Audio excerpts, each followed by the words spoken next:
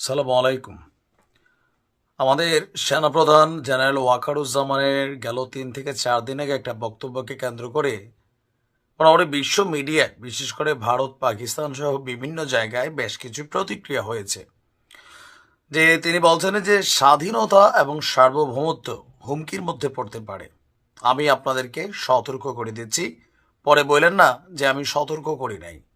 Even রাজনীতিবিদদেরকে একে অন্যের প্রতি কাদা ছোড়াছড়ি, পাশাপাশি সরকারকেও আগামী ডিসেম্বরে নির্বাচন সহ বিভিন্ন ইস্যুতে সেনাপ্রধানের সে ভাইরাল বক্তব্যকে কেন্দ্র করে বিবিসি বাংলার একটা সাক্ষাৎকার ছিল আমাদের ডক্টর মোহাম্মদ ইউনূসের সাথে।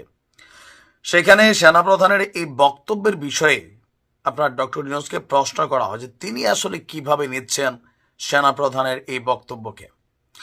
তো বিবিসি বাংলাকে দেওয়া সাক্ষাৎকারে আপনার প্রধান উপদেষ্টা বলছেন, সেনাপ্রধান চাইলে নিজের মতামত প্রকাশ করতে পারেন, সেক্ষেত্রে সরকারের সমর্থন করা বা না করার বিষয় নয়। তবে হ্যাঁ, ঐক্য নষ্ট হলে স্বাধীনতা এবং সার্বভৌমত্ব বিপন্ন হবে।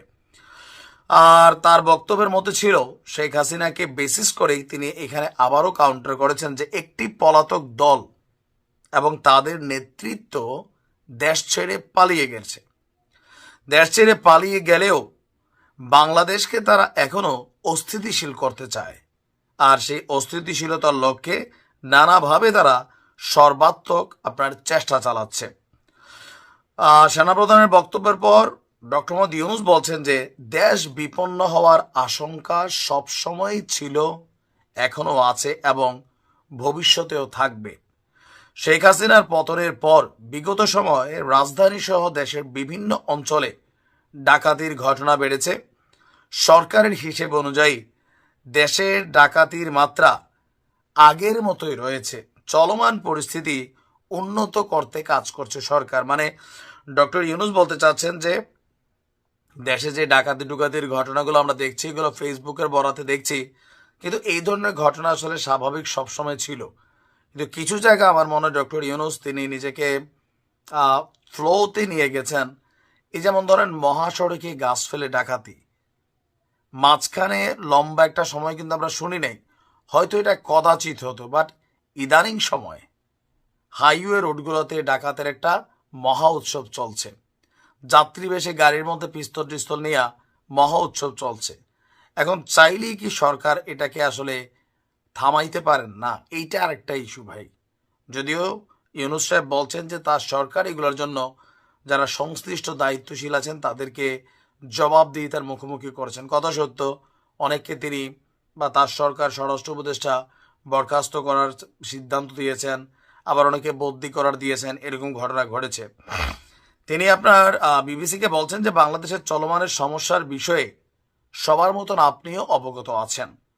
পুলিশ রাস্তায় নামতে চাচ্ছিল না একদম শুরুতেই, কারণ 2 দিন আগেই তারা মানুষের উপর গুলি চালিয়েছিল, তাই মানুষ দেখলে তারা ভয় পেত।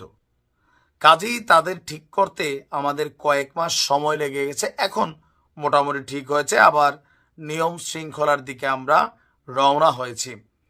তার বক্তব্য যে তার নেতৃত্বে এই অন্তর্বর্তীকালীন সরকার আইনশৃঙ্খলা পরিস্থিতি সংস্কার, গত 7 মাসে নির্বাচন, ছাত্রদের নেতৃত্বে নতুন দল গঠন সহ রাজনৈতিক নানান ঘটনা প্রবাহ নিয়ে তিনি বিবিসিকে দেওয়া সাক্ষাৎকারে বলছেন সরকার মোটামুটি সফল। তো সেনাপ্রধানের বক্তব্যটা মোটামুটি সবার কাছেই গ্রহণযোগ্য ছিল।